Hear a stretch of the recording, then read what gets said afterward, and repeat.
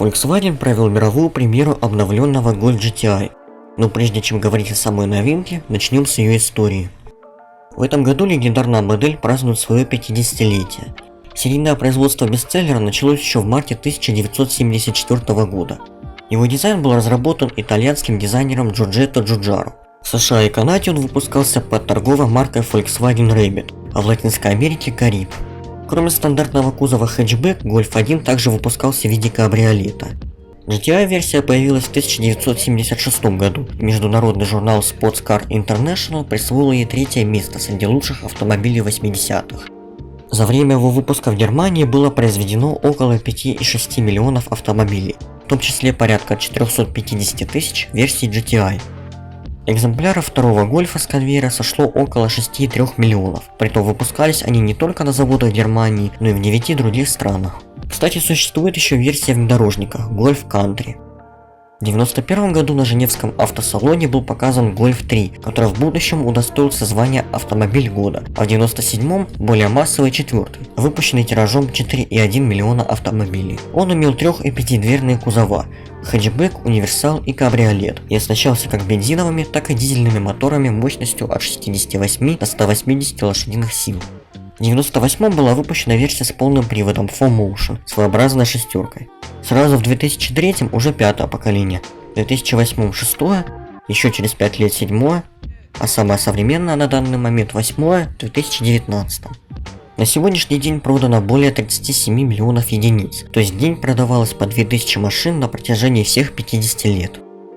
Обновленный Golf GTI получил новый передний бампер, более выразительную матричную оптику IQ Light дальностью освещения до 500 метров, подсветку логотипа, сотовую решетку радиатора, обрамленную по бокам воздуховодами, передний спойлер, угловатые задние фонари, хромированные выхлопные трубы, а также оригинальный 17-дюймовый диск Richmond и, конечно, традиционный для заряженного хэтча красный цвет. Работая над автомобилем, компания решила внедрить искусственный интеллект ChatGPT в составе голосового помощника IDA, созданного совместно с американской компанией Sirius.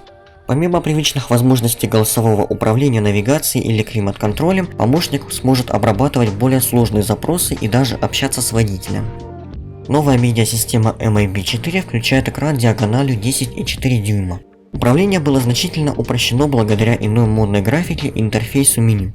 Для удобства экран разделен на две сенсорные панели вверху и внизу и главный экран посередине. Дополнительный дисплей на лобовом стекле снова будет доступен в качестве опции. При этом сенсорные кнопки на руле исчезли и заменены на аналоговые. Сам он обит искусственной кожей, как и спортивные сиденья.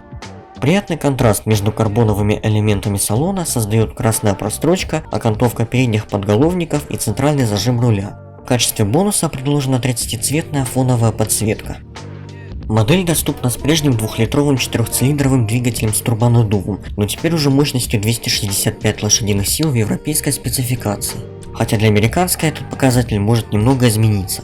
А единственная выбранная коробкой передач на этот раз будет 7-ступенчатый робот DSG с двойным мокрым сцеплением, которому, несмотря на свою более высокую эффективность, еще предстоит завоевать доверие покупателя и стать полноценной заменой недавно снятой с производства 6-ступенчатой механики. Но кроме того, есть еще и гибридная модификация хэтчбека GTE, которая внешне отличается лишь хромированной полосой вместо выхлопных труб и основным синим цветом в интерьере. Однако в начинке различий уже больше. Гибрид получил прибавку 27 лошадиных сил к мощности, теперь у него их 272. Ему полагается стандартный 1,5-литровый бензиновый агрегат на 150 сил тандеме с 6-ступенчатым роботом и новая тяговая батарея емкостью 19,7 кВт с электромотором на задней оси. Всем спасибо за просмотр, не забывайте ставить лайки и подписываться на YouTube и Telegram канал, чтобы не пропустить ничего интересного.